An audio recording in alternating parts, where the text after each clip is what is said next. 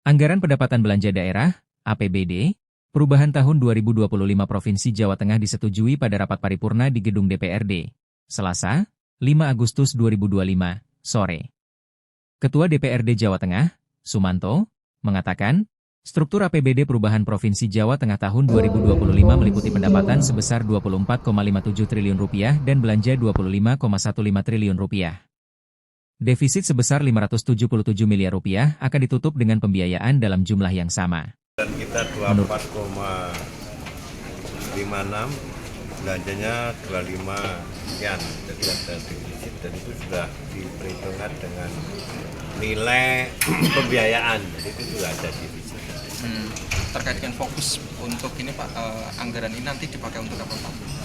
Infrastruktur, kemudian meningkatkan kemiskinan, kesehatan. Jadi kita ada masih banyak yang RTLA kita gelontorkan, baik itu anggaran dari pusat maupun daerah, termasuk nanti di provinsi maupun kabupaten juga anggaran.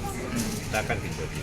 Berarti secara umum pengajuan dari Pemprov kemarin disetujui gitu Pak ya? Atau ada tambahan juga dan juga ada pergeseran yang intinya adalah fokus pada infrastruktur menuju ketahanan pangan. Oke. Ya. Perubahan habis ini kita tanda tangan ini kita kirim ke Pak Mendagri untuk segera dijalankan. Fokusnya tetap bahwa satu terkait dengan layanan dasar, kemudian peningkatan terkait dengan infrastruktur, kemudian stabilitas investasi, dan yang terakhir nanti bagaimana menciptakan wilayah Jawa Tengah masyarakat lebih sejahtera.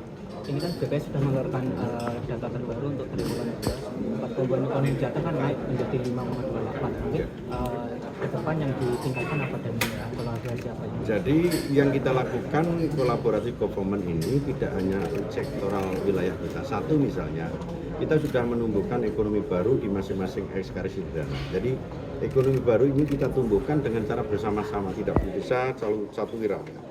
Contoh misalkan Solo Raya, Pati Raya. Kemarin itu grid sale kita 10,7 triliun dalam satu bulan. Dan nanti daerah lain kita putar. Itu pun tidak cukup. Kita juga melakukan sister profit maupun sister city dengan beberapa negara, diantaranya di China, kemudian di Malaka, kemudian di Singapura, yang nilainya itu hampir, kalau China itu hampir 47,5 triliun. Kemudian Malaka itu hampir 72 triliun yang nanti sebentar lagi akan kita jemput dengan para OPD kita. Untuk kita jadikan bahwa investasi di wilayah kita itu betul-betul menarik bagi negara lain. Kalau sektor yang didorong apa aja Pak nanti? Banyak, jadi di Jawa Tengah ini sektor industrinya padat karya.